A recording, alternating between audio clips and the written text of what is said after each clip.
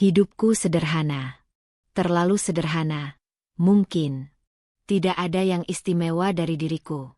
Aku hanyalah seorang gadis berumur 20 tahun yang tinggal di rumah peninggalan almarhumah ibu kandungku, bersama ayahku yang jarang sekali pulang karena pekerjaannya, dan seorang wanita yang kusebut Ibu Tiri, meski hatiku tak pernah benar-benar menerima kehadirannya, beserta anak gadisnya yang seumuranku, Rena. Namaku Tiara. Aku anak dari Pak Burhan, seorang mandor bangunan yang kini tengah merantau ke kota besar demi mencukupi kebutuhan hidup kami. Ibu kandungku telah lama meninggal ketika aku masih duduk di bangku SMP. Sejak saat itu, rumah kami seakan kehilangan cahayanya. Ayah berubah pendiam, dan aku berusaha menjadi anak yang tidak merepotkan, berharap bisa mengisi kekosongan itu dengan kehadiran yang berguna.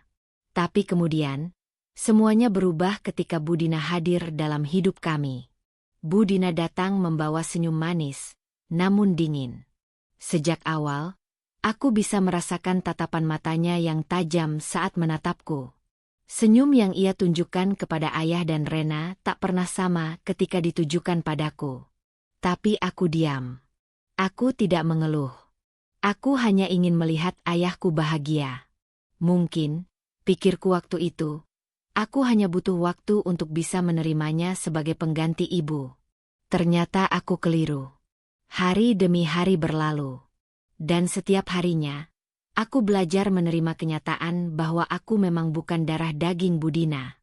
Aku hanya anak dari wanita yang sudah tiada. Dan aku bukan bagian dari keluarga kecil sempurna yang ingin ia bangun bersama ayahku.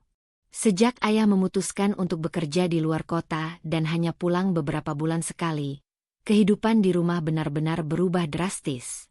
Tiara, cepat bersihkan dapur itu. Rena mau masak roti gulung, jangan sampai kotor. Suara Bu Dina menggema dari ruang tengah.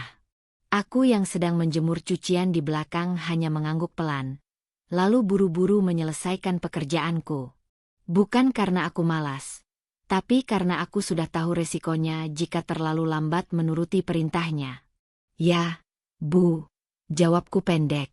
Rena, adik tiriku, sedang duduk manis di ruang tamu sambil memegang ponsel. Dengan poni yang selalu rapi dan make-up tipis di wajahnya, dia tampak seperti remaja kota yang tak pernah tersentuh oleh kerja kasar rumah tangga. Rena lebih muda 2 tahun dariku, tapi sikapnya sangat jauh berbeda. Ia manja, suka diperhatikan, dan tak segan memerintahku seolah-olah aku ini pembantu. Aduh, Tiara, cepetan dong. Aku mau masak ini buat konten storyku. Dapurnya belum dibersihin dari tadi. Omel Rena dengan wajah sebal, tanpa sedikit pun rasa bersalah. Aku hanya tersenyum kecil. Senyum yang kupaksakan, tentu saja. Aku tidak tahu lagi harus menjawab apa. Bertahun-tahun hidup seperti ini membuatku terbiasa dengan peran sebagai bayangan dalam rumah sendiri. Aku ada, tapi seperti tak dianggap. Malam hari adalah waktu yang paling sunyi bagiku. Setelah semua pekerjaan rumah selesai, aku biasa duduk di teras kecil rumah sambil memandang langit. Kadang aku menulis di buku catatan kecil milikku. Bukan untuk siapa-siapa, hanya sebagai pelampiasan hati. Ayah, bagaimana kabarmu di sana?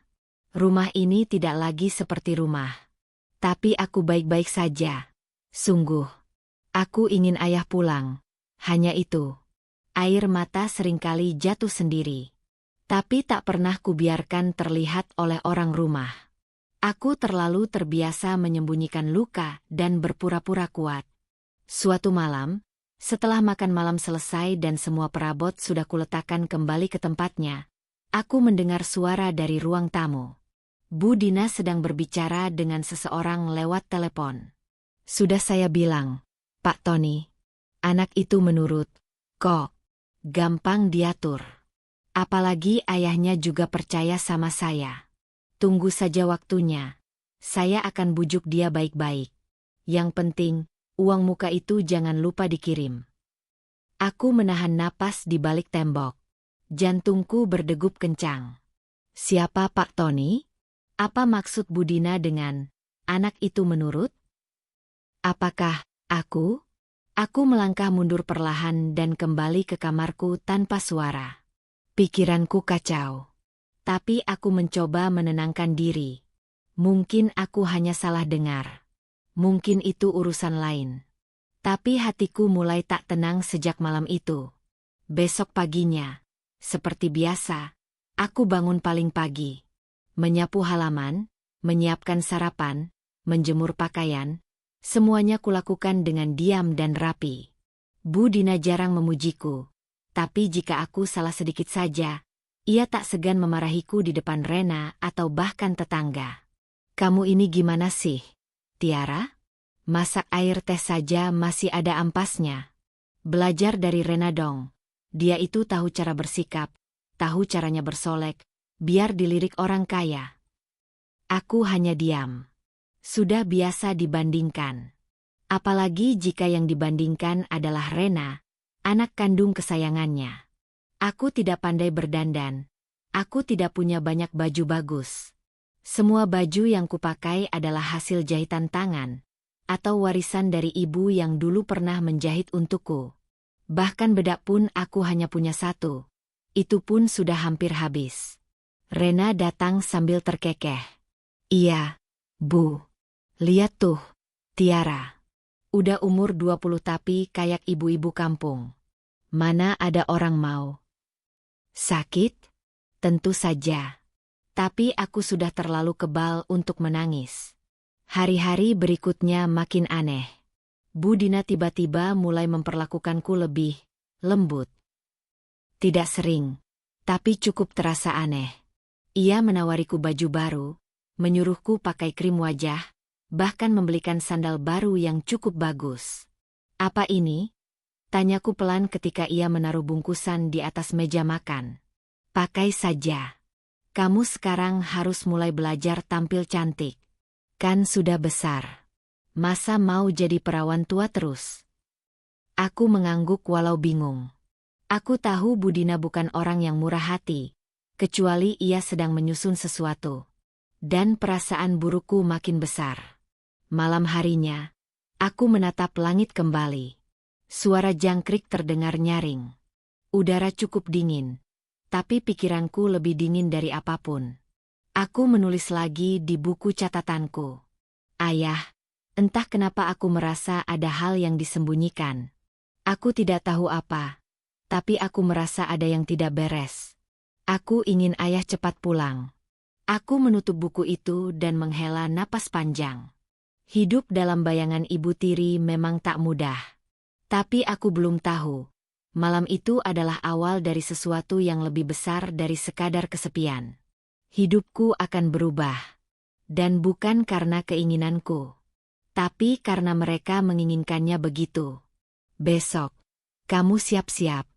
Pak Tony akan datang melamar. Suara Budina yang tajam menggema di ruang tamu, menyambung kalimat terakhir yang baru saja ia lontarkan dengan datar, seolah hal itu adalah perkara sepele. Tapi tidak bagiku. Aku menatapnya dengan mata membelalak. Napasku tercekat, seolah ada batu besar yang menghantam dadaku.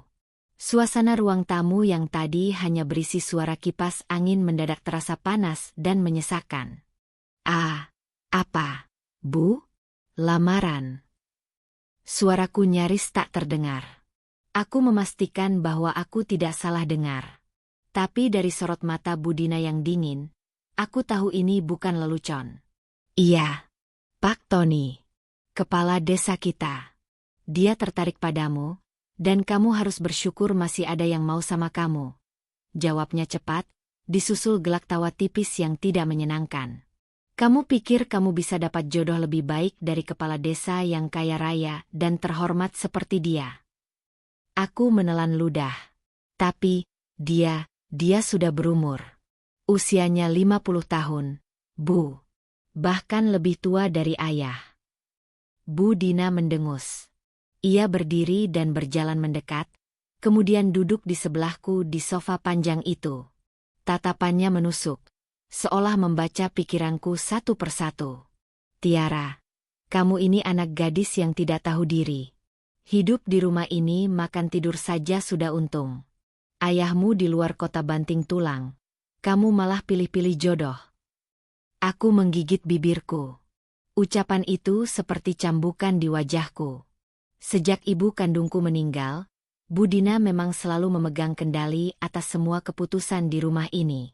Dan ayah terlalu sibuk bekerja di luar kota hingga tak pernah benar-benar tahu apa yang terjadi padaku. Tapi aku berusaha menyusun kata-kata dengan hati-hati. Aku belum siap menikah.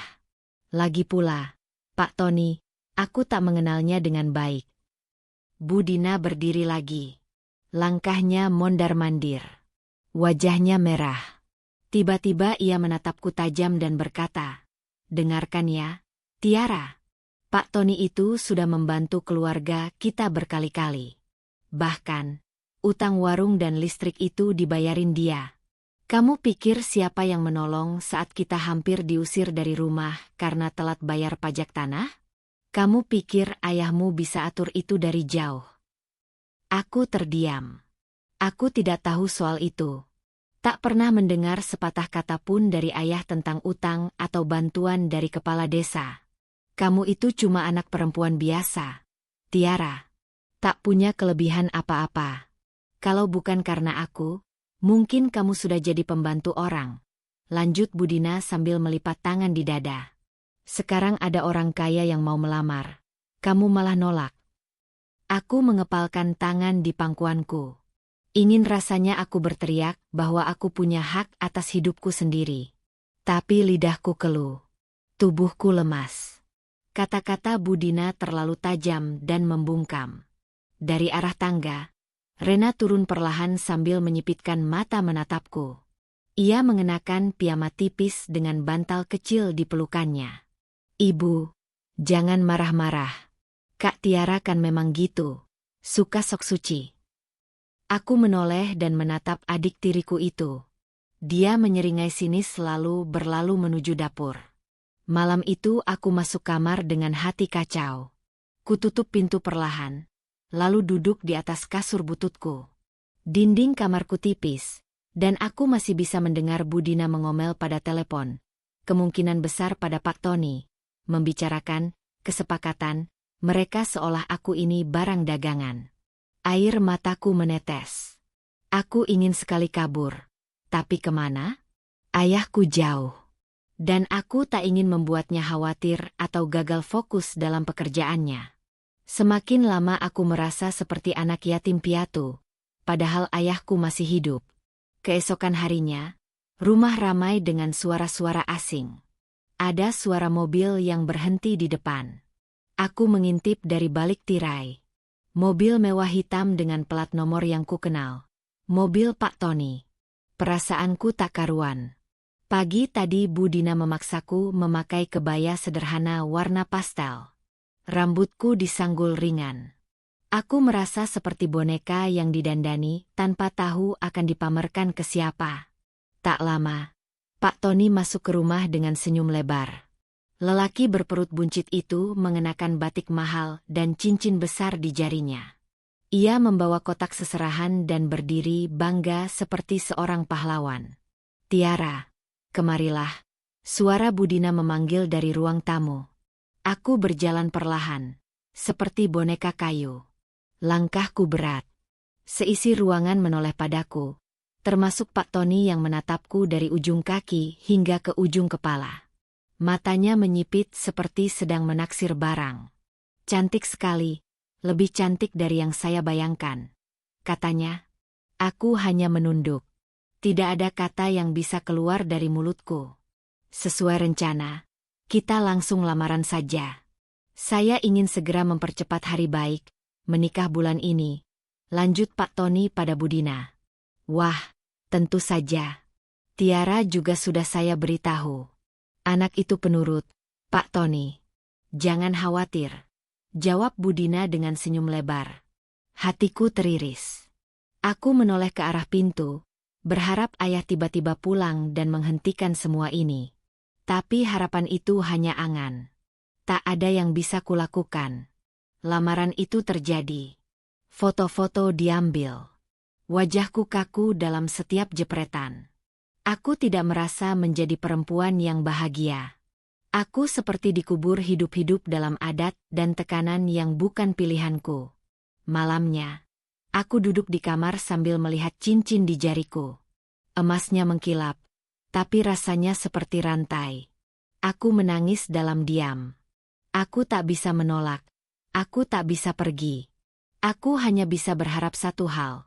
Semoga ayah pulang sebelum semuanya terlambat. Namun aku tahu, itu hanyalah mimpi. Beberapa hari berlalu sejak lamaran. Persiapan pernikahan dilakukan tanpa persetujuanku. Bu Dina dan Rena sibuk dengan segala urusan, dari catering hingga gaun. Aku hanya menjadi pengikut yang diseret dalam pesta yang bukan milikku. Kadang aku mencoba berbicara baik-baik. Aku katakan bahwa aku belum siap menikah, apalagi dengan pria seusia itu. Tapi jawaban Bu Dina selalu sama. Kamu bukan siapa-siapa, Tiara. Kamu tinggal di rumah ini atas belas kasihan. Kalau kamu menolak, kamu keluar saja dari rumah ini. Pergi. Hidup sendiri di jalan. Ancaman itu membuatku tak berdaya. Aku tak punya uang. Tak ada pekerjaan. Tak punya tempat untuk pergi. Aku mengalah. Hari pernikahan pun ditentukan. Aku berjalan ke kamar dan duduk lemas. Di luar jendela, langit tampak gelap meski matahari belum sepenuhnya tenggelam. Hujan rintik-rintik mulai turun. Di hatiku, badai sudah lebih dulu datang. Bu, kenapa harus aku? Bisikku pada dinding yang bisu. Apa aku benar-benar tidak berharga sampai harus dikorbankan begini? Dan saat itulah aku mulai merasakan sesuatu yang berubah di dalam diriku. Bukan amarah, tapi tekad. Tekad yang perlahan tumbuh dari kepedihan. Aku tidak tahu caranya sekarang. Tapi suatu hari nanti, aku akan membuat semua ini berhenti. Aku akan mencari cara keluar dari mimpi buruk ini. Meski harus kulakukan seorang diri. Tiara memandangi layar ponselnya yang gelap, sambil menggigit bibir untuk menahan isak. Sudah 5 kali ia mencoba menelepon ayah, tapi jawabannya selalu sama, tidak aktif. Ayah, tolong angkat. Aku butuh ayah sekarang. Bisiknya lirih, seperti mengiba pada angin malam yang berhembus pelan lewat celah jendela kamarnya. Langit di luar mulai mendung, seakan mencerminkan suasana hatinya yang sama kelabunya. Sejak kabar perjodohan itu diumumkan Bu Dina 2 hari lalu, Tiara hidup dalam kecamuk yang tak berkesudahan. Hatinya resah, pikirannya kalut, dan dunia di sekitarnya seolah berubah menjadi perangkap tak kasat mata. Ayah pasti nggak tahu apa-apa, gumamnya pelan, meyakinkan diri sendiri. Tiara tahu betul bagaimana ayahnya, Pak Burhan. Pria itu tak pernah membuat keputusan tergesa-gesa. Apalagi soal pernikahan anak semata wayangnya dari istri pertama. Pak Burhan mencintainya, meski jarak dan keadaan memaksa mereka terpisah sejak 2 tahun lalu karena pekerjaan. Ia yakin, jika ayah tahu soal ini, beliau tak akan tinggal diam. Namun Bu Dina bukanlah wanita biasa. Tiara sudah sering melihat bagaimana liciknya wanita itu mengatur keadaan, memutarbalikkan fakta, dan menampilkan wajah malaikat di depan umum. Bu Dina pandai bersandiwara, dan sayangnya, ayah terlalu percaya padanya. Pagi harinya, Tiara kembali mencoba menelepon sang ayah. Masih sama, tidak aktif. Ia kemudian memberanikan diri menanyakan keberadaan ayah pada Bu Dina yang sedang menyiram tanaman di halaman depan rumah. Bu, Tiara mau tanya. Ayah kemarin katanya di luar kota mana ya? Tiara coba hubungi belum bisa. Bu Dina menoleh dengan senyum tipis, namun matanya tak menatap Tiara. Namanya juga kerja, Ra. Ayahmu itu lagi sibuk. Jangan ganggu dulu. Tapi biasanya ayah selalu balas, Bu. Ya kan biasanya. Sekarang beda. Lagian, kamu percaya sama ibu aja. Urusan begini nggak usah ayah tahu dulu. Ibu yang urus. Dek. Tiara merasakan hawa aneh dari kalimat itu.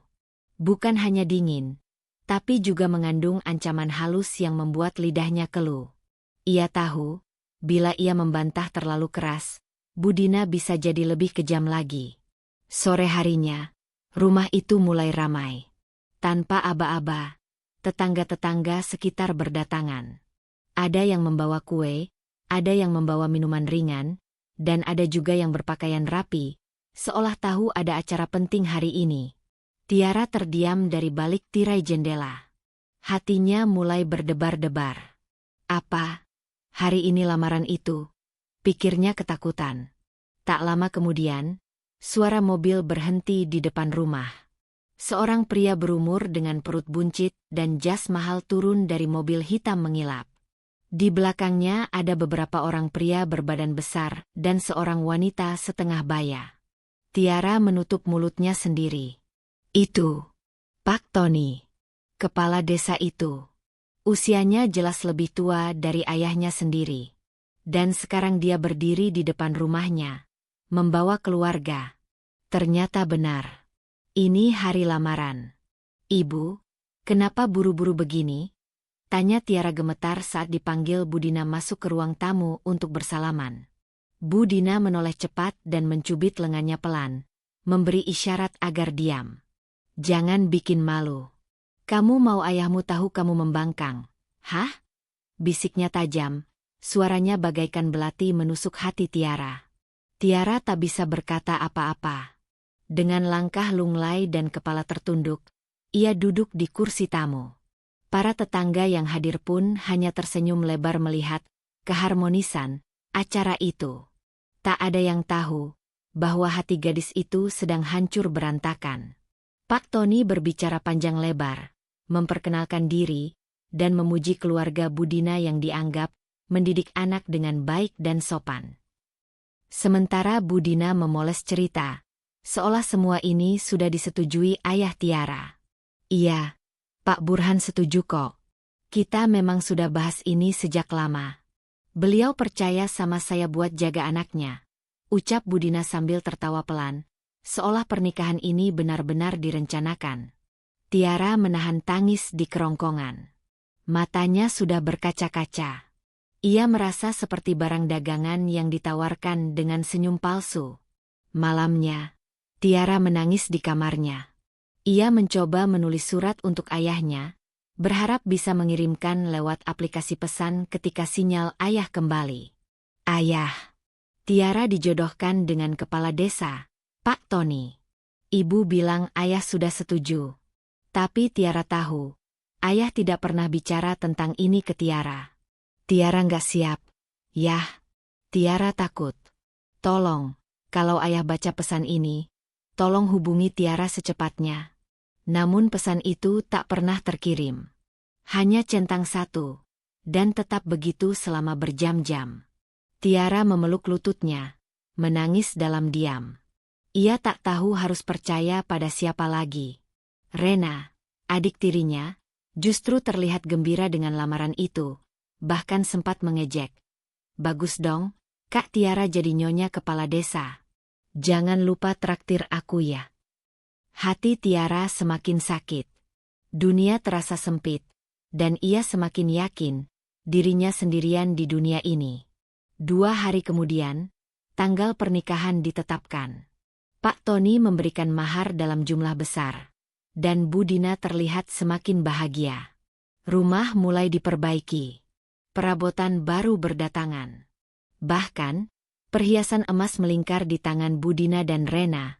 Hasil hadiah dari calon menantu. Tiara hanya bisa mematung menyaksikan semuanya. Hatinya sudah kosong. Ia seperti bayangan yang hanya bergerak karena didorong keadaan.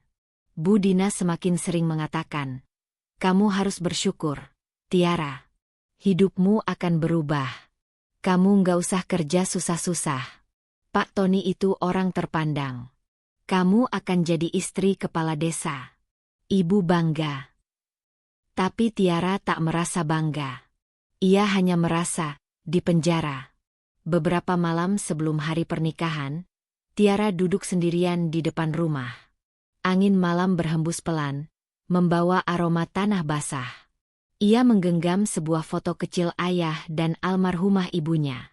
"Bu, ayah, kalau ibu masih hidup, pasti ini nggak akan terjadi," ucapnya pelan.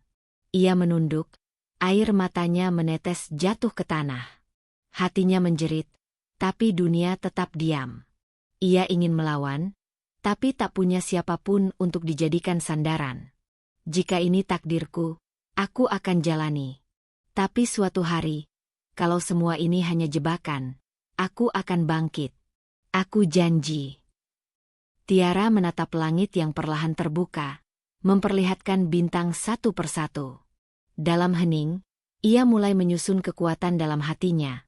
Walau ia belum tahu, hari-hari setelah ini akan menjadi ujian terberat dalam hidupnya.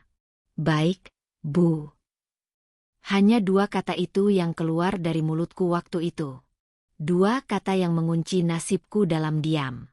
Dua kata yang sebenarnya bukan lahir dari hatiku, tapi dari keterpaksaan, dari rasa takut melawan, dari luka yang kupendam sejak lama. Persiapan pernikahan berlangsung cepat. Bahkan bisa dibilang terlalu cepat untuk sebuah ikatan suci yang katanya harus dilandasi cinta.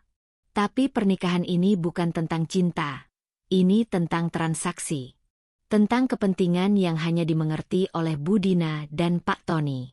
Aku hanya seperti pion catur yang digerakkan sesuka hati mereka.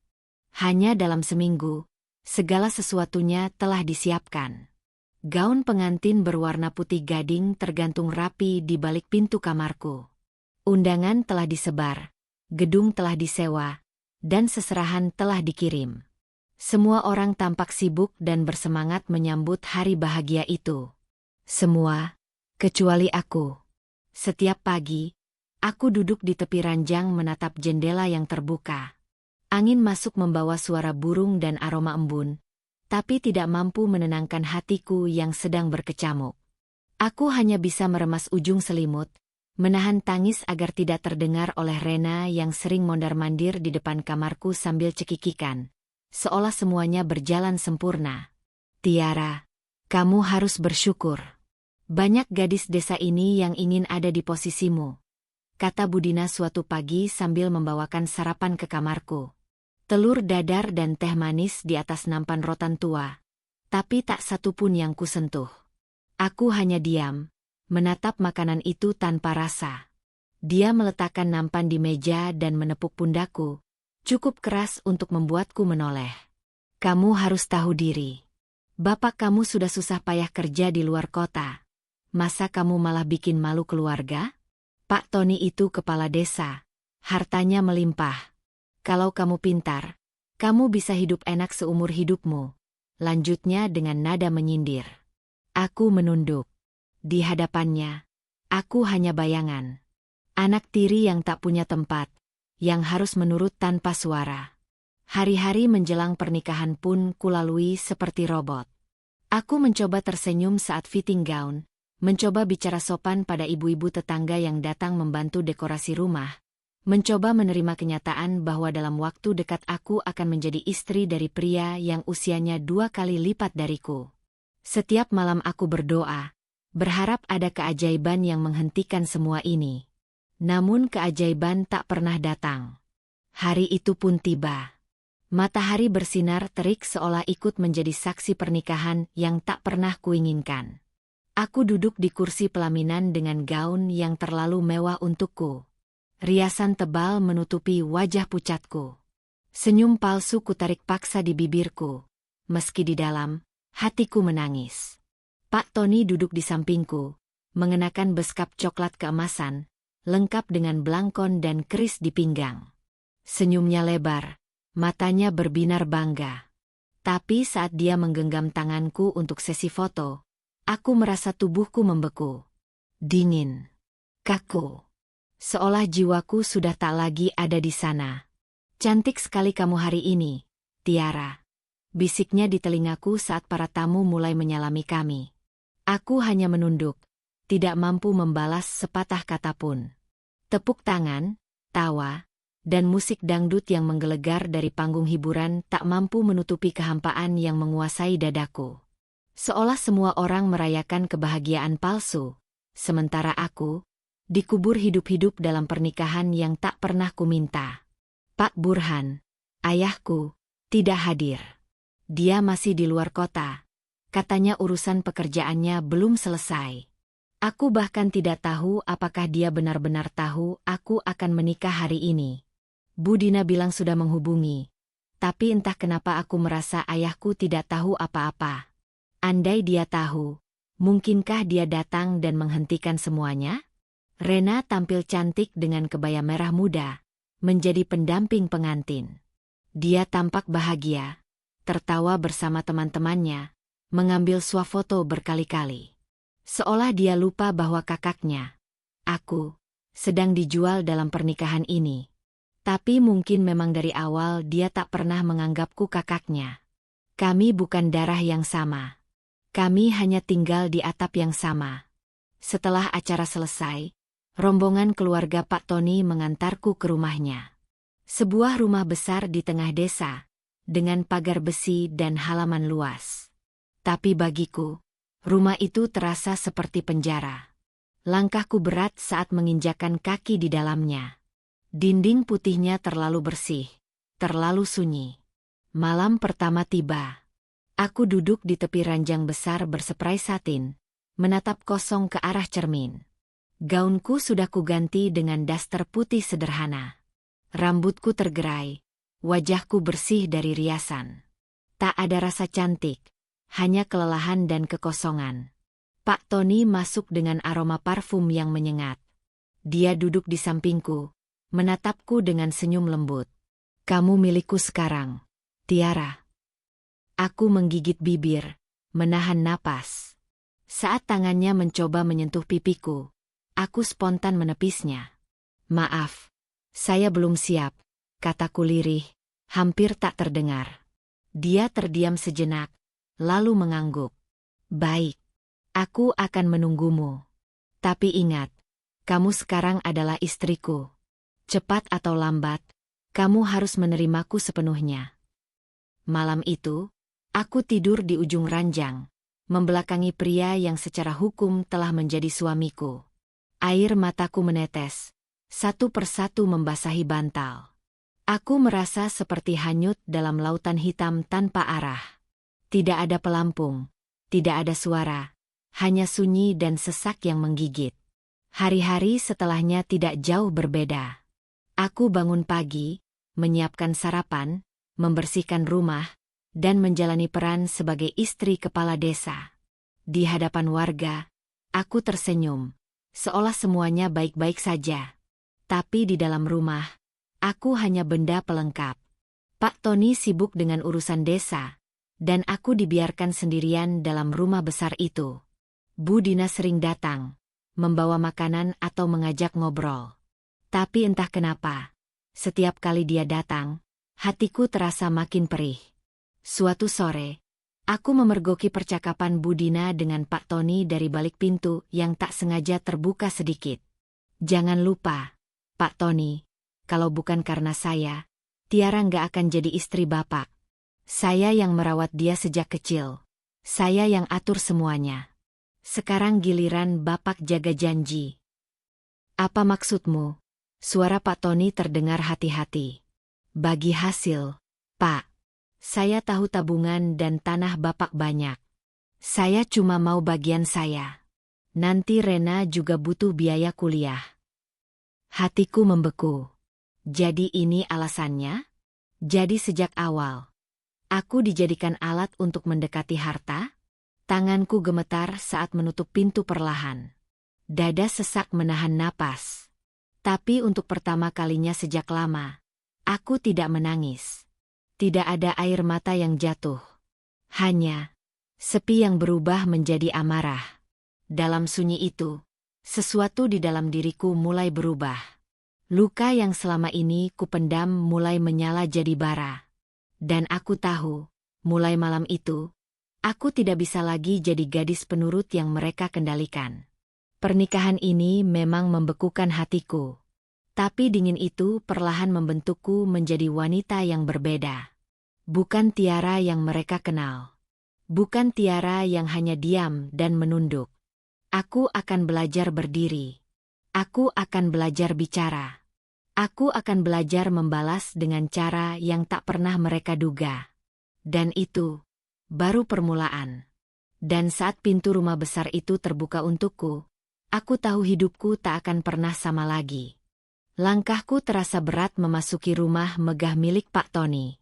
Dinding-dindingnya menjulang tinggi, berhias lukisan tua dan lampu gantung kristal yang menggantung megah di tengah langit-langit. Tapi entah mengapa, semua itu terasa dingin. Bukan hanya karena udara dari pendingin ruangan, melainkan karena tidak ada kehangatan di dalamnya. Seorang perempuan parubaya berseragam rapi menyambut kami dengan wajah tanpa ekspresi. "Selamat datang, Nyonya," ucapnya pelan, sambil sedikit membungkuk. Suaranya terdengar seperti dilatih untuk bersikap sopan, namun tanpa emosi. "Ini Bu Rukmi, pembantu yang sudah lama kerja di sini," kata Pak Tony. "Apapun yang kamu butuhkan, minta padanya." Aku mengangguk pelan. Bu Rukmi hanya menatapku sejenak, lalu berbalik tanpa berkata-kata.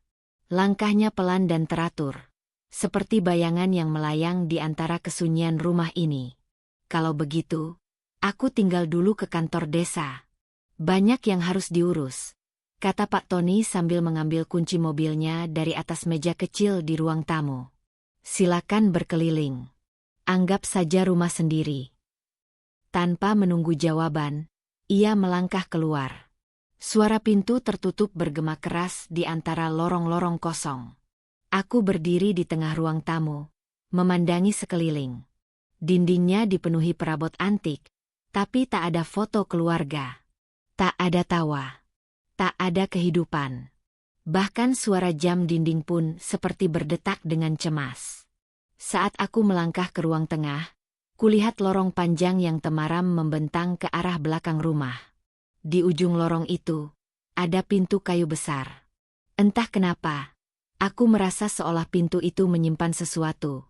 Rahasia, mungkin. Tapi aku tak punya keberanian untuk mendekat. "Tiara, kamarmu di lantai atas. Ayo, saya antar." Suara Bu Rukmi mengejutkanku. Aku mengikuti langkahnya yang ringan namun cepat. Kami menaiki tangga besar yang melingkar, lalu memasuki kamar di sayap timur rumah.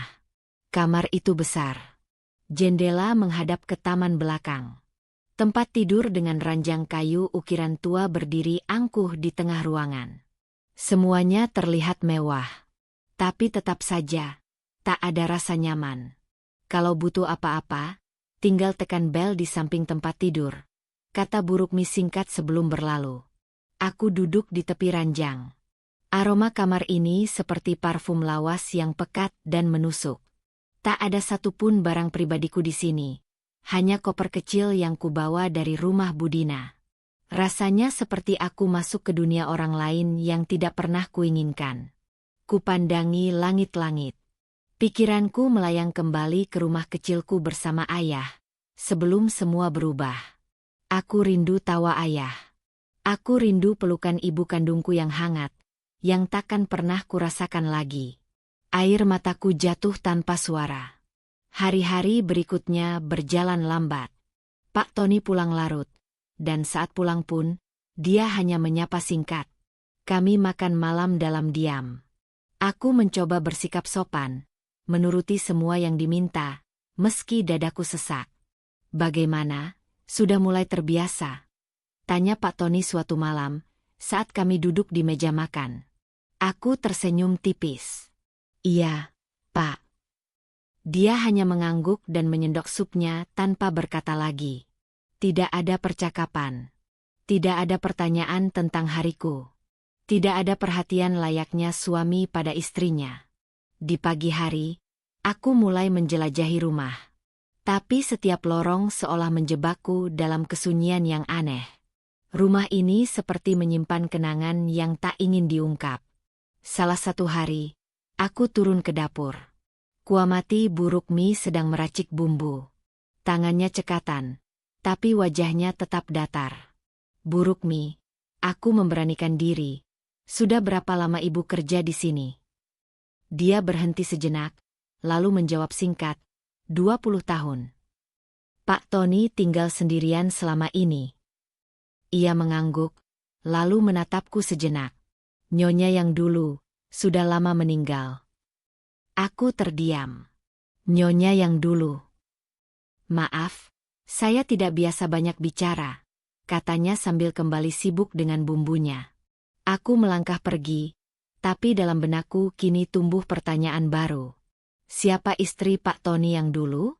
Mengapa rumah ini terasa seperti makam kenangan? Suatu malam, saat aku tidak bisa tidur, aku membuka jendela kamarku. Dari lantai atas, aku melihat halaman belakang yang gelap. Ada cahaya remang dari gudang kecil di pojok taman. Rasa penasaran membawaku menuruni tangga secara diam-diam. Suasana rumah sangat sunyi. Bahkan suara kakiku pun terdengar seperti pukulan palu di dalam kepala.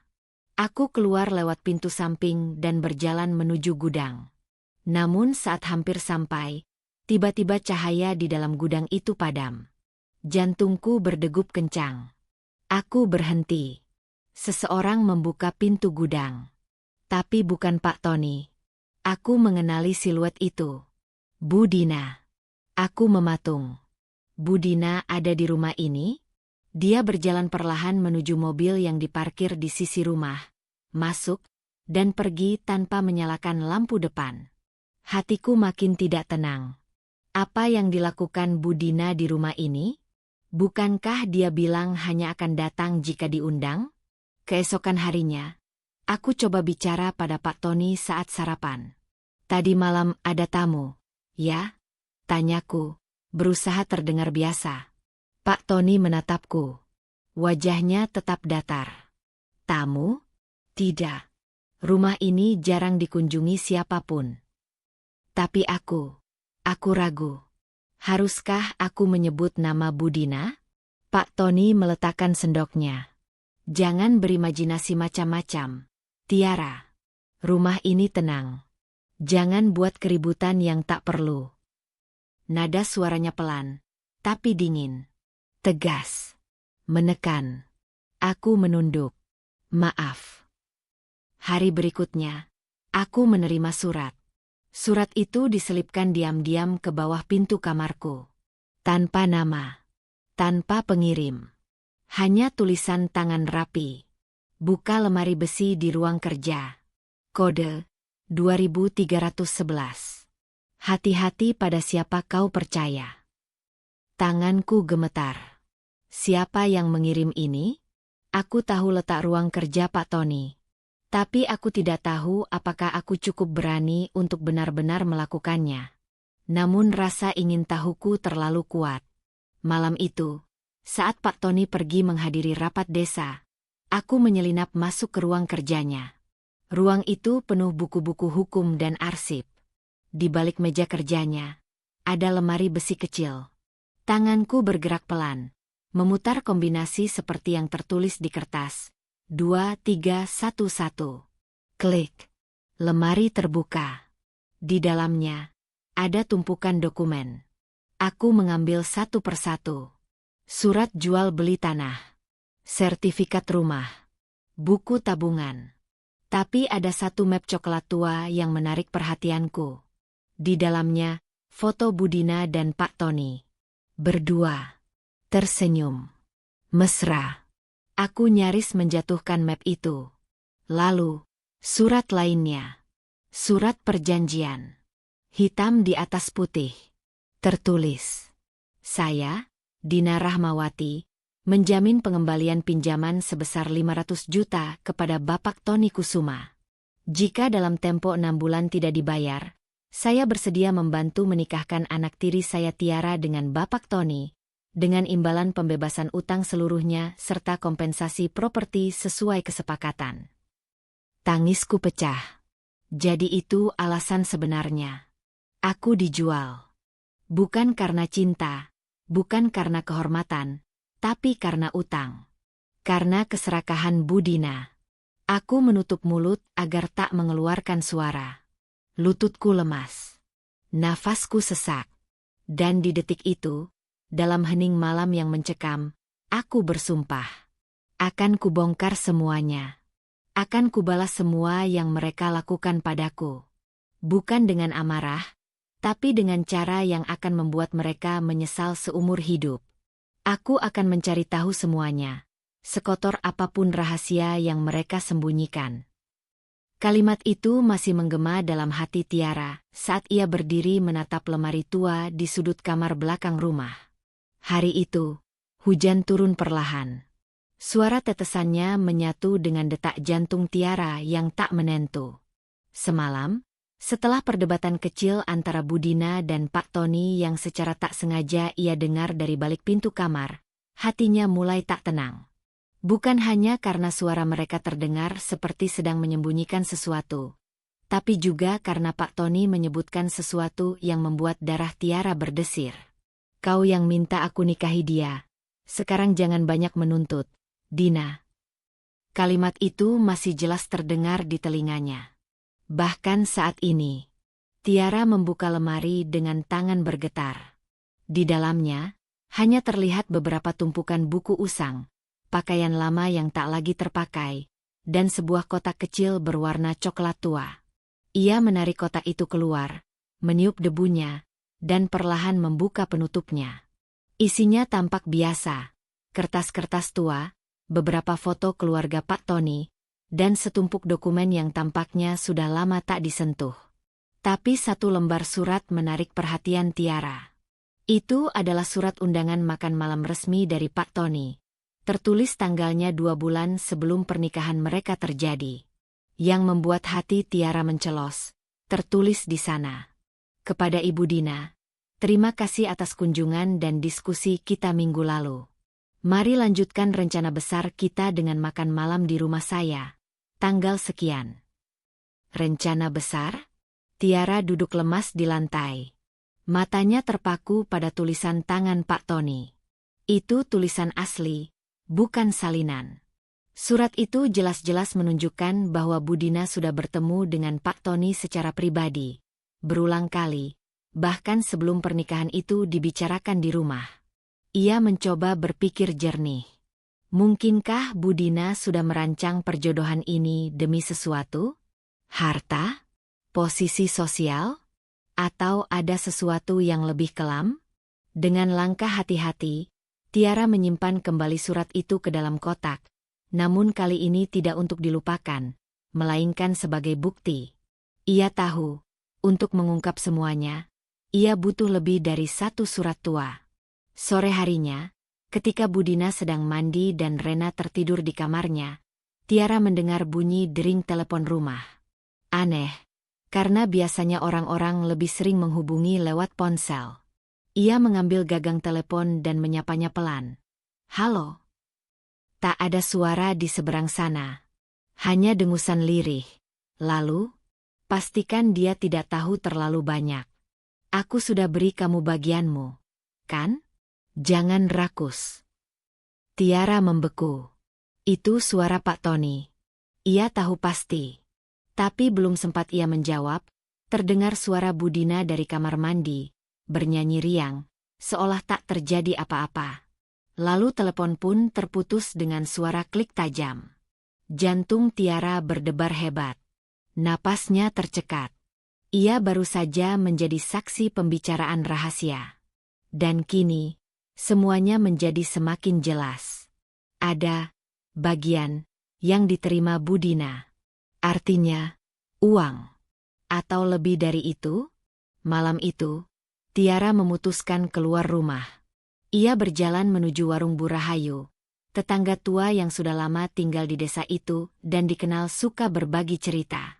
Sambil membeli beberapa kebutuhan kecil, Tiara memulai obrolan ringan.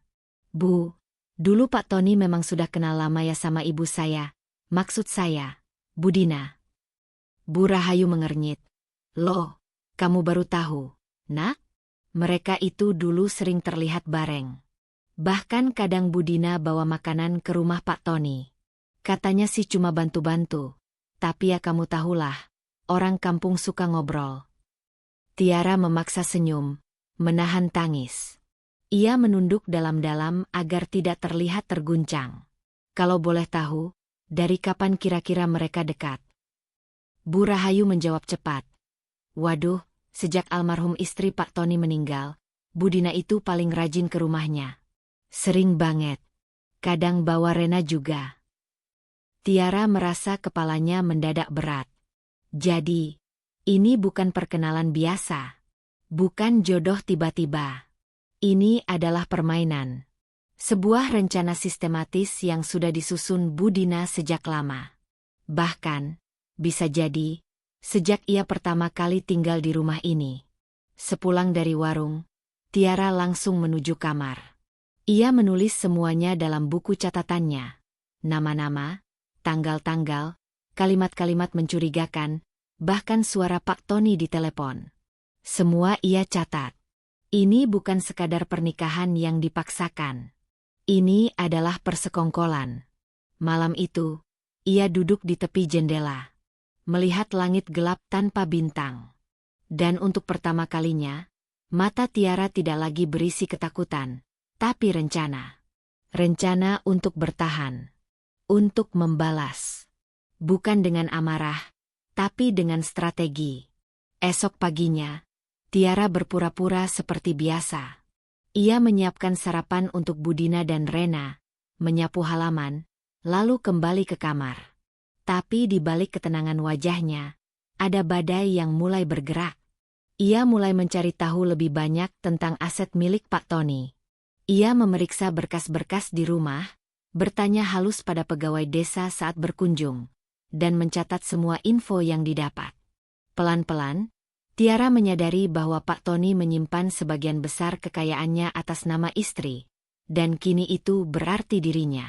Senyum kecil muncul di bibir Tiara.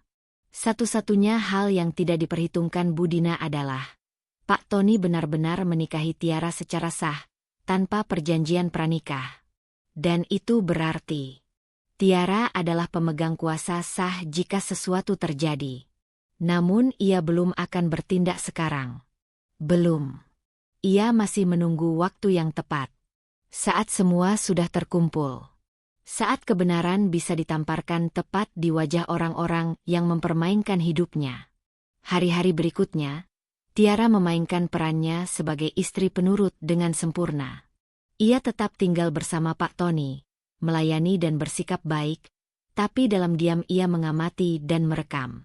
Setiap malam, ia mencatat perubahan sikap Pak Tony, siapa saja yang datang ke rumah, dan berapa kali Bu Dina menelepon.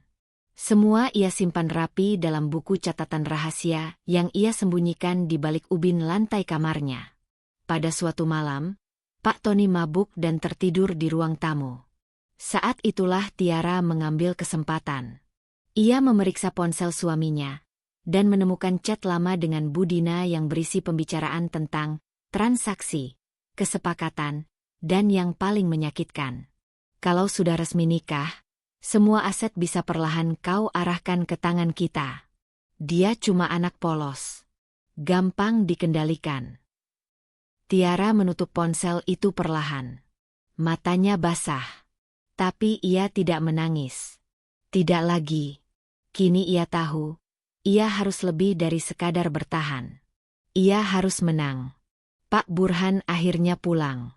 Hari itu, langit mendung menggantung rendah di atas atap rumah sederhana kami. Udara terasa berat, seolah ikut menahan napas menyambut kedatangan seseorang yang lama hilang. Aku berdiri di ambang pintu, tubuhku gemetar meski bukan karena dingin. Di ujung jalan tanah yang becek setelah hujan semalam, terlihat sosok yang sangat kukenal berjalan perlahan dengan koper kecil di tangan dan topi lusuh di kepala. Ayah! Langkahku segera menyambutnya, dan air mata yang lama kutahan akhirnya luruh. Untuk pertama kalinya setelah sekian lama, aku memeluk seseorang dengan rasa aman yang tulus. Tiara. Lirih suara ayah terdengar serak, penuh kerinduan. Anakku, kau tambah kurus. Aku tak menjawab, hanya mempererat pelukan. Hatiku sesak, bukan hanya oleh rindu, tapi juga oleh beban yang selama ini kupendam sendiri. Kini, aku tak sendiri lagi. Ada ayah. Sosok yang selama ini kupikir tak akan pernah tahu apa yang sebenarnya terjadi. Kami masuk ke dalam rumah. Bu Dina sedang duduk di ruang tamu, menyeduh teh sambil sesekali memainkan ponselnya. Rena tidak terlihat. Mungkin sedang di kamar atau keluar bersama teman-temannya seperti biasa. Ketika melihat ayah masuk, Bu Dina bangkit dengan senyum lebar yang dipaksakan. "Mas Burhan. Ya Allah, akhirnya pulang juga. Capek ya? Duduk dulu, biar aku ambilkan minum." Namun ayah hanya mengangguk singkat dan duduk di kursi tua kesayangannya. Wajahnya lelah, tapi matanya awas. Aku duduk di sampingnya, lalu menoleh ke arahnya dengan hati-hati. "Ayah," suaraku gemetar. Aku ingin bicara." Pak Burhan menatapku, alisnya terangkat. "Tentang apa, Nak?" Aku menelan ludah, lalu mulai menceritakan semuanya. Tentang bagaimana Bu Dina memaksaku menikah dengan Pak Tony. Tentang bagaimana aku mencoba menolak tapi dipaksa. Tentang pernikahan yang dilakukan diam-diam tanpa restu ayah. Tentang perubahan Bu Dina sejak ayah pergi. Dan yang paling menyakitkan, tentang motif sebenarnya di balik pernikahan itu. Selama aku bicara, wajah ayah perlahan berubah. Awalnya bingung, lalu berangsur menjadi kaget, hingga akhirnya merah padam oleh kemarahan yang ditahan. "Apa?" bentaknya tiba-tiba, membuat Bu Dina yang sedang membawa segelas teh langsung tersentak. "Ada apa ini?" tanya Bu Dina cepat, mencoba tersenyum meski nadanya gugup. "Aku ingin tahu satu hal, Dina." Suara ayah dingin, menusuk. "Apa benar kau menjodohkan Tiara dengan kepala desa itu tanpa memberitahuku?" Bu Dina terdiam. Matanya melirikku, lalu kembali ke arah suaminya. "Mas, jangan dengarkan anak ini. Dia hanya salah paham." "Salah paham?" ulang ayah, nadanya naik. "Dia bilang kalian menikahkannya diam-diam, tanpa persetujuan keluarga. Apa itu salah paham?" "Mas, aku cuma ingin yang terbaik untuk Tiara. Pak Tony itu orang terpandang, punya harta, bisa menjamin hidupnya. Kita ini miskin. Mas, apa salah kalau aku ingin anakmu hidup lebih layak?" Aku berdiri. "Tapi ibu tidak memaksa Rena menikah dengan orang tua yang kaya. Kenapa hanya aku?" Bu Dina terdiam sejenak. Wajahnya memucat. Tapi ayah sudah berdiri. Matanya tajam menusuk seperti pisau. "Jujur, Dina. Kau ingin menjodohkan anakku atau kau sedang mengejar harta kepala desa itu untuk dirimu sendiri?" Tiba-tiba, Rena keluar dari kamarnya dan berdiri di ambang pintu. Tampaknya mendengar keributan itu. Matanya lebar dan bingung. "Ibu, ada apa ini?" Suasana menjadi hening untuk sesaat. Lalu, suara Bu Dina terdengar, pelan dan getir. "Baik. Iya. Aku mengincar harta Pak Tony. Tapi bukan buatku sendiri. Aku ingin kita semua hidup lebih baik. Aku lelah jadi miskin terus. Tiara itu, dia terlalu penurut, terlalu mudah diatur. Aku pikir, dia tak akan melawan. Kau menjadikan anakku alat demi ambisimu." Suara ayah pecah, tangannya mengepal. "Tiara bukan barang yang bisa kau jual ke orang kaya. Dia anak manusia." Bu Dina terisak. Tapi aku tahu itu bukan tangisan penyesalan. Itu tangisan karena rahasianya terbongkar. Ayah duduk kembali, tapi kali ini wajahnya tertunduk dalam-dalam. Tangannya menutup wajahnya, dan bahunya gemetar. Aku tahu itu bukan hanya karena marah, tapi juga karena kecewa. Ia mempercayakan rumah ini kepada wanita yang ia anggap bisa menjaga keluarganya. Namun ternyata, "Maafkan aku, Tiara," gumamnya akhirnya. "Ayah terlalu sibuk mencari nafkah sampai lupa bahwa kamu butuh perlindungan di rumah sendiri." Aku menggenggam tangannya. Aku baik-baik saja. Yah, sekarang ayah sudah pulang. Itu cukup. Tapi sebenarnya tidak. Luka yang tertanam sejak awal pernikahan itu terlalu dalam untuk disembuhkan hanya dengan kehadiran. Namun setidaknya, hari itu, aku tak lagi merasa sendirian. Rena melangkah maju. Ibu, kenapa ibu seperti ini? Suaranya lirih. Bu Dina memalingkan wajah, tak sanggup menatap putrinya sendiri. Besok, aku akan ke rumah Pak Tony, kata ayah dengan tegas. Aku akan bicarakan soal pernikahan ini. Jika memang ini dilakukan tanpa restuku, maka aku akan ajukan pembatalan. Aku menoleh, terkejut. Ayah, tapi kita sudah menikah secara hukum. Itu tidak semudah. Aku tahu. Tapi jika dia pria baik, dia akan mengerti bahwa ini tidak layak. Ayah menatapku. Kau masih muda. Masa depanmu panjang. Aku tidak akan membiarkan kau dikorbankan demi harta. Aku mengangguk perlahan. Untuk pertama kalinya sejak lama, ada harapan yang tumbuh di hatiku. Namun aku tahu, perjuangan belum selesai. Pernikahan itu sudah terjadi. Nama dan statusku sudah terikat pada seseorang yang tidak kucintai. Dan Bu Dina, meski rahasianya sudah terbongkar, belum tentu menyerah begitu saja. Tapi satu hal pasti, aku tidak akan diam lagi. Jika sebelumnya aku penurut dan menerima semuanya, kali ini aku akan melindungi diriku sendiri. Hari itu, rumah kami tak lagi terasa seperti dulu. Tidak ada lagi kebohongan yang menempel di dinding-dindingnya, tapi juga belum ada ketenangan yang benar-benar utuh. Ini baru awal dari babak baru, babak pembalasan, bukan dengan kebencian, tapi dengan kecerdasan dan keberanian. Aku tidak akan membiarkan mereka menghancurkan hidupku lagi. Tiara menatap pintu kamar yang tertutup rapat, di baliknya segala kebohongan dan tipu daya Bu Dina dan Pak Tony mulai terkuak satu persatu. Kini, Tiara yang selama ini penurut dan pasrah berubah menjadi wanita yang berani melawan takdirnya. Semenjak malam itu, saat semua rahasia mulai terbuka, ada sesuatu yang berbeda dalam diri Tiara. Perempuan yang selama ini selalu tunduk pada semua keinginan ibu tirinya dan kepala desa tua itu, kini bergejolak dengan amarah dan tekad yang membara. Bukan amarah membabi buta, melainkan amarah yang diarahkan pada satu tujuan, balas dendam. Diam-diam, Tiara mulai mengumpulkan semua bukti yang bisa menjatuhkan Bu Dina dan Pak Tony. Setiap lembar dokumen, setiap percakapan yang direkam diam-diam, bahkan setiap orang yang pernah dirugikan oleh kepala desa itu menjadi sasaran pengumpulan informasi. Ia tahu ini bukan perkara mudah. Pak Tony bukan orang biasa. Kekayaannya dan kekuasaannya di desa membuatnya hampir tak tersentuh hukum. Tapi Tiara yakin, setiap orang pasti ada titik lemah. Dalam kesunyian kamar yang dulu hanya menjadi tempatnya menangis pilu, sekarang berubah menjadi markas rahasia. Di balik jendela, ia mengetik pesan demi pesan, mengirim email ke pengacara yang direkomendasikan oleh seorang teman lama ayahnya yang sempat berurusan dengan Pak Tony. Notaris yang menangani surat-surat tanah Pak Tony juga mulai didekati secara hati-hati.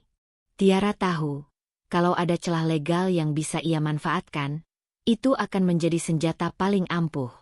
Sementara itu, Tiara juga mulai memperhatikan tetangga-tetangga yang tampak memendam rasa tidak suka pada Pak Tony. Ada Pak Jaya, petani yang lahannya dirampas secara tidak sah. Ada Bu Sri yang kehilangan warung kecilnya karena kenaikan pajak yang dipaksakan oleh kepala desa. Semua itu tidak luput dari perhatian Tiara. Dengan hati-hati, ia mulai membangun hubungan dengan mereka. Pertemuan demi pertemuan ia susun, tanpa diketahui Bu Dina dan Rena. Namun, di balik perubahan sikap Tiara, ada yang mulai curiga. Rena, adik tirinya itu, yang selama ini manja dan selalu membela ibu mereka, mulai memperhatikan sikap Tiara yang berbeda. Tatapan mata yang dulu penuh penurut kini berubah tajam, penuh rahasia. Suatu sore, saat Tiara sedang berbicara lewat telepon dengan pengacaranya, Rena yang tanpa sengaja masuk ke kamar, menatap dari balik pintu. Wajahnya menyiratkan ketidaknyamanan. "Tiara, kamu ngapain sih? Kok kayak orang yang nyiapin sesuatu yang rahasia banget?" Tanyanya penuh rasa ingin tahu sekaligus curiga. Tiara tersenyum tipis. Pura-pura biasa saja. "Ah, Rena, aku cuma ngobrol sama teman lama ayah. Kok nggak ada apa-apa?" Rena mengerutkan kening. "Iya ya? Tapi kok kamu jadi jarang ngomong sama aku dan Budina? Biasanya kamu manja. Sekarang kayak orang yang dingin banget." Tiara berusaha menenangkan. "Aku cuma lagi banyak pikiran, Ren. Maklum ya, dewasa memang bikin pusing." Rena pergi dengan wajah tidak puas. Tapi diam-diam ia mulai memata-matai Tiara dengan lebih intens. Hari-hari berlalu. Dan Tiara semakin yakin bahwa dia tidak bisa mengandalkan siapapun kecuali dirinya sendiri. Budina semakin sering memaksakan kehendaknya, mengancam akan mengusir Tiara dari rumah jika dia tidak patuh. Pak Tony pun semakin menampakkan sisi gelapnya, mulai menunjukkan sikap kasar yang selama ini disembunyikan. Namun Tiara tak lagi takut. Suatu malam, di ruang tamu yang remang, Tiara bertemu Pak Tony untuk pertama kalinya setelah pernikahan mereka yang dingin. Pak Tony berdiri tegak dengan wajah penuh kecurigaan. "Kamu ini apa sebenarnya, Tiara? Kenapa berubah begitu? Sejak kapan kamu jadi berani seperti ini?" Tiara menatapnya tanpa takut sedikit pun. "Saya bukan lagi gadis yang dulu mudah ditindas. Saya sudah tahu semua rahasia yang kamu dan Budina sembunyikan. Dan saya tidak akan diam saja." Pak Tony terkekeh sinis. "Kamu pikir bisa apa? Aku punya segalanya, termasuk orang-orang yang akan melindungiku. Tapi saya juga punya orang-orang yang akan membantuku," jawab Tiara dengan suara mantap. Tiara semakin giat memperkuat barisan. Ia bertemu seorang pengacara wanita yang terkenal berani dan memiliki reputasi bersih. Mereka berdiskusi panjang lebar, membahas kemungkinan untuk menggugat Pak Tony secara hukum. Banyak kasus korupsi dan penyelewengan dana desa yang bisa diangkat. Selain itu, tanah dan warisan yang menjadi hak Tiara juga mulai diselidiki agar tidak disalahgunakan oleh Budina. Tidak hanya itu, Tiara mulai menulis pengaduan ke berbagai instansi pemerintah. Dia berani menulis dengan nama asli dan menggunakan data-data valid yang ia dapatkan dari masyarakat. Beberapa tetangga mulai membuka suara, memberanikan diri ikut bersuara atas perlakuan buruk Pak Tony. Perubahan sikap Tiara ini membuat suasana di rumah semakin panas. Budina yang merasa posisinya terancam, mulai menunjukkan wajah asli. Ia tidak segan mengancam Tiara dengan kata-kata kasar. "Kalau kamu berani macam-macam, aku yang akan pastikan kamu kehilangan semuanya." Tapi Tiara tidak gentar. Dia sudah memilih jalan ini dan tidak akan mundur. Di satu sisi, Rena yang mulai curiga, akhirnya memberanikan diri untuk mengintip dokumen dan ponsel Tiara saat dia tidak di kamar. Ia menemukan beberapa pesan yang menunjukkan bahwa Tiara sedang merencanakan sesuatu yang besar. Rena, yang takut kehilangan perhatian Budina, mulai membocorkan hal ini ke ibu mereka. Budina dan Pak Tony pun menyusun rencana balasan. Mereka mencoba menjebak Tiara agar terlihat seperti pengkhianat dan tukang fitnah. Namun Tiara sudah lebih cerdik. Ia mempersiapkan segala sesuatunya dengan matang. Malam itu, Tiara duduk di meja belajar, menatap foto almarhumah ibunya yang terpajang di sudut kamar. "Ibu, aku janji, aku akan berjuang demi keadilan. Aku tidak akan membiarkan Budina dan Pak Tony menghancurkan hidupku dan ayah." Suara langkah berat terdengar di luar kamar. Tiara tahu itu suara Budina. Namun kali ini, ia tidak merasa takut. Ia hanya tersenyum kecil dan menyiapkan diri untuk babak baru perjuangannya. Tiara berdiri di tengah halaman balai desa, matanya tajam menatap kerumunan warga yang mulai berkumpul. Suasana tegang terasa di udara, seperti badai yang hendak pecah.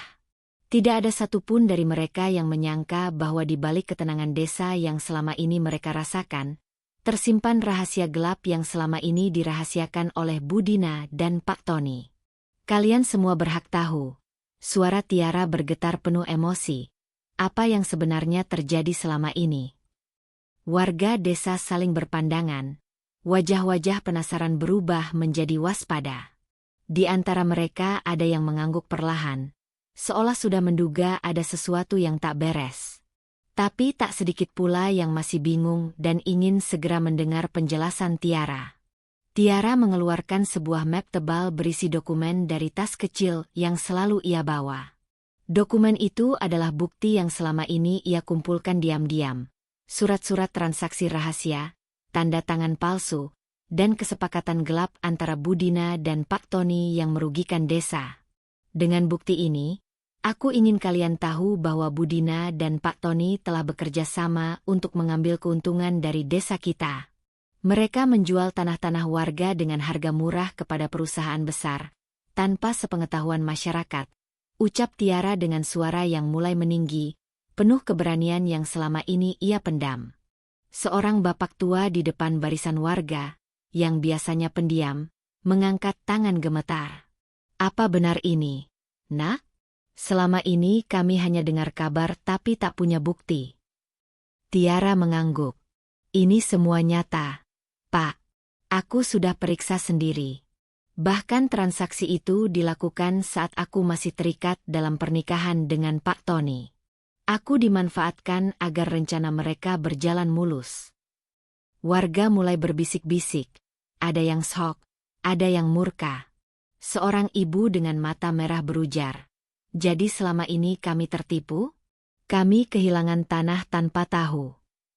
Tiara menghela napas, merasa beban di pundaknya semakin berat. Tapi ia tahu, ini adalah waktu yang tepat untuk mengungkap semua. Aku tidak hanya membawa bukti transaksi, tapi juga rekaman percakapan yang membuktikan persekongkolan mereka berdua. Semua demi harta dan kekuasaan. Tiba-tiba, dari balik kerumunan, Budina muncul dengan wajah pucat dan penuh kemarahan. Apa maksudmu ini, Tiara? Kau pengkhianat, serunya dengan suara menggema. Tapi getarannya jelas menunjukkan ia mulai kehilangan kendali. Pak Tony yang berdiri di sampingnya mencoba menenangkan, namun sorot matanya yang dingin mengungkapkan bahwa reputasinya mulai runtuh. Warga yang tadinya diam mulai menyerang dengan hujatan dan pertanyaan tajam. Kau pikir kami bodoh? Kami sudah lelah ditipu dan dimanfaatkan. Teriak seorang laki-laki muda, salah satu pemuda desa. Pak Tony mencoba membela diri, tapi setiap kata yang keluar dari mulutnya malah membuat warga makin marah. Kepala desa seperti kamu harus bertanggung jawab, teriak warga lain sambil mengacungkan tangan. Budina yang semakin terpojok mulai menangis, tapi air matanya tidak mampu menutupi kebohongan yang telah terungkap. Aku hanya ingin yang terbaik untuk Tiara, katanya, suaranya parau, namun tak ada yang percaya. Rena, adik tiri Tiara, berdiri terpaku di pinggir kerumunan. Ia menyadari bahwa tindakan ibunya membawa dampak buruk tidak hanya untuk keluarganya, tapi juga untuk dirinya sendiri. Banyak warga yang menatapnya dengan penuh kecewa. Rena, kamu harus memilih jalan yang benar, bisik Tiara dengan lembut, namun tegas. Jangan ikut terjerumus dalam kejahatan ibu. Rena menunduk. Air mata mulai mengalir di pipinya. Momen itu menjadi titik balik bagi dirinya juga. Keluarga Pak Burhan yang sebelumnya sempat bingung dan diam, kini mengambil sikap tegas. Dengan tegas, mereka memutuskan untuk mengusir Budina dari rumah mereka. Tidak ada tempat bagi pengkhianat dan pembuat masalah di sini, kata Pak Burhan saat mendukung Tiara. Warga desa pun ikut mendukung keputusan itu. Suara-suara mendukung Tiara menggema, menyemangati untuk melanjutkan perjuangan melawan korupsi dan ketidakadilan. Pak Tony kehilangan kepercayaan dari warga desa, dan posisinya sebagai kepala desa mulai digoyang. Proses hukum pun mulai berjalan dengan pengawalan ketat dari masyarakat. Tiara menatap jauh ke depan, tahu bahwa perjuangannya belum selesai. Namun, ia sudah berhasil membuktikan satu hal, bahwa kebenaran akan selalu menang, meskipun harus melalui harga yang mahal. Tiara menatap Pak Tony dengan tatapan yang jauh berbeda dari sebelumnya. Dulu, saat pertama kali ia menuruti perjodohan yang penuh paksaan itu, matanya dipenuhi keraguan dan kesedihan. Namun hari ini, ada keberanian dan keteguhan yang membara dalam dadanya. Ia berdiri tegak di hadapan pria kepala desa yang selama ini menjadi beban hidupnya, siap mengakhiri semuanya dengan kepala tegak. Pak Tony terdiam, tidak menyangka Tiara akan berani mengajukan cerai dan menuntut haknya dengan penuh keyakinan. Tiara tidak lagi menjadi gadis penurut yang takut bersuara. Perlahan, semua yang selama ini tertahan di hatinya keluar lewat kata-kata yang tegas dan lugas. "Aku menceraikanmu, Pak Tony," kata Tiara dengan suara mantap. "Aku telah banyak menderita selama ini, tapi aku bukan lagi perempuan yang mudah diperdaya. Aku menuntut hakku secara sah, dan kau tidak bisa menghalangi itu." Pak Tony menatapnya dengan campuran marah dan tak percaya. Namun ia tahu, Tiara kini berbeda. Ia tidak lagi perempuan yang bisa diatur seenaknya oleh Bu Dina atau siapapun. Tiara mengingat semua air mata yang pernah jatuh, semua pengorbanan tanpa balasan, dan semua penghinaan yang harus diterimanya. Namun yang paling menyakitkan adalah pengkhianatan dari Bu Dina, ibu tirinya sendiri, yang telah merencanakan pernikahan ini demi mengincar harta Pak Tony. Hari-hari setelah sidang perceraian berjalan dengan lancar.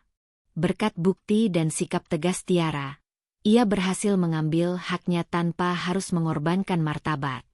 Selama proses itu, ia mendapat dukungan dari beberapa warga desa yang selama ini diam, ternyata juga melihat sisi lain dari Pak Tony dan Bu Dina. Tiara pun mulai membangun hidup barunya. Ia membuka sebuah usaha kecil-kecilan yang sudah lama ia impikan, menjadi wanita mandiri yang tidak bergantung pada siapapun. Setiap hari yang dilalui mengajarkan dia bahwa keberanian untuk bangkit jauh lebih berharga daripada sekadar menjadi penurut demi menyenangkan orang lain. Suatu sore, ayahnya, Pak Burhan, yang selama ini sibuk merantau, datang mengunjungi rumah. Tatapan matanya penuh penyesalan dan kasih sayang yang dalam. "Tiara, aku minta maaf karena selama ini lalai. Seharusnya aku ada untukmu, menjaga dan melindungimu," ucapnya dengan suara serak. Tiara merangkul ayahnya.